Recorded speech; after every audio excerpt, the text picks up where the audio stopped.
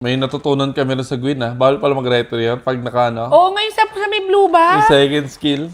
Kaya nga. Yung pagkatalon. Nalaman ko nga lang ni kay Wise yun eh. Kaya pala sabi ni para daw nag-bug. Oo. Guinevere user ka pala? Kaya nga alam nga ni Wise eh. Hindi user ako dun eh.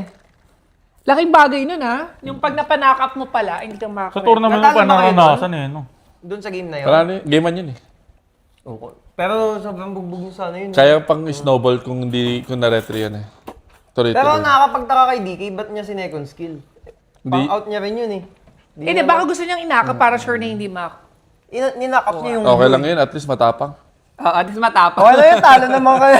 Kahit anong mangyari dun eh.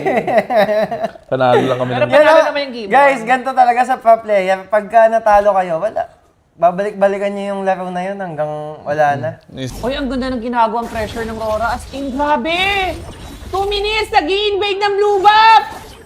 Oh my God! Alam nilang walang retry! Ako, di mo kamamatay. Kaso, nakuha pa rin ni King Kong. What? Kasi nakita nila nag-retry si King Kong dun sa bot, yung sa, dyan sa jungle Alam mo na kung yan. bakit?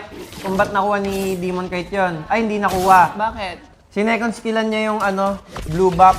Pag sinecond skillan mo yun, bawal mong retrain agad. Ganon? Pag habang gumaganon si Guinevere, di ba tumalon si Guinevere? yeah. Pag tumalon siya, tapos gumanon, bawal mong pindutin yung retry. Pero may retry siya nun. Meron retry siya, tapos si King Kong wala. Oh my Kaso nakuha ni King Kong. it's a disaster. Shit!